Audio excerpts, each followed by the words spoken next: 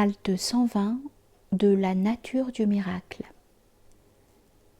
Le Très-Haut a dit, et il jeta son bâton, et voilà qu'à l'évidence c'était un gros serpent. Sourate 16, verset 107.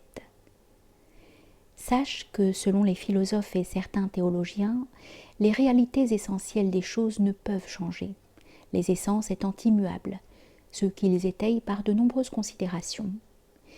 Ils veulent dire par exemple que l'inanimé ne peut devenir animé dans la mesure où le premier a une réalité fondamentale propre qui lui donne son identité, réalité différente de celle du second qui lui aussi a son identité propre. Ainsi, ils divisent le monde en substances et accidents, auxquels les philosophes ajoutent les abstractions conceptuelles, ce qui n'est pas valable. La réalité d'une chose par laquelle elle est ce qu'elle est, et toutes choses dans le monde selon les genres, espèces et individus, ne sont en réalité qu'une seule et unique réalité en essence. Réalité non sujette à la multiplication, à la division et au fractionnement.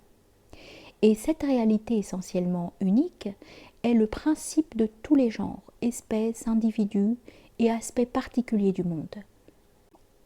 C'est sur elle que ce dernier repose. Il est impossible que l'unique dans cette non-dualité fondamentale change, car s'il le faisait, soit il deviendrait autre que lui-même, alors qu'il n'y a pas d'altérité ici, soit il deviendrait rien, ce qui est inconcevable. Si toute chose particulière dans le monde possédait une réalité spécifique qui soit un composé de cette réalité propre et d'accident, le bâton de Moïse n'aurait jamais pu se changer en serpent. Impossible aussi seraient les prodiges accomplis par les envoyés divins, sur eux la bénédiction et la paix, comme le feu qui devint fraîcheur et paix pour Abraham. Cela ne peut non plus être expliqué par la théorie de la forme étrange avancée par les philosophes. De fait, il est établi que le trône et tout ce qu'il contient, ce que les philosophes classent en substance, accident et abstraction, tout cela n'est qu'accident, alors que leur principe, la réalité fondamentale leur donnant leur identité, est unique et ne peut être appréhendée par l'essence dans sa singularité.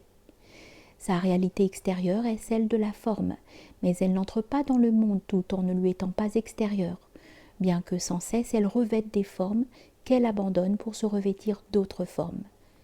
C'est ainsi qu'elle a revêtu les accidents caractérisant le bâton pour les abandonner et revêtir les accidents spécifiques au serpent, sans cependant, sous le rapport de son essence, changer de nature et s'altérer. Elle reste identique en tout état et constitue l'essence du feu d'Abraham qui devient fraîcheur et paix, car le feu brûle selon sa forme, mais pas selon son essence, qui admet aussi bien la fraîcheur que la chaleur et la combustion, tout cela n'étant qu'accident. La chaleur en tant que telle ne devient jamais fraîcheur, mais la réalité fondamentale du principe de la chaleur, lorsque cette dernière est anéantie, peut devenir le principe de la fraîcheur. Il en est ainsi de tous les accidents. Le monde, selon son principe qui lui donne son identité, est unique, mais il est multiple sous le rapport de ses accidents.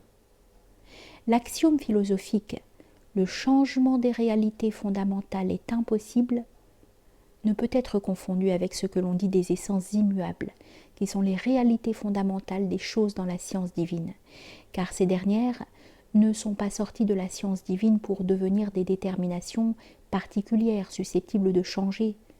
Cet axiome ne peut non plus s'appliquer chez eux aux prédispositions principielles des choses par lesquelles apparaît cette réalité essentielle universelle commune à tous les éléments particuliers du monde. Leur science rationnelle n'a pas accès à ces questions. De même, lorsqu'ils traitent des changements d'état en disant notamment « il est impossible que l'air se change en eau » ou l'air en feu, etc., alors que cela se rattache à ce que nous avons déjà dit, la réalité universelle sans cesse abandonne un accident pour en revêtir un autre qui lui est semblable ou qui est différent. Si tu comprends cela, tu comprends pourquoi tu dois laisser de côté les sciences des philosophes et des théologiens qui utilisent la raison individuelle, et pourquoi tu dois désirer obtenir la science des véritables connaissants d'Allah.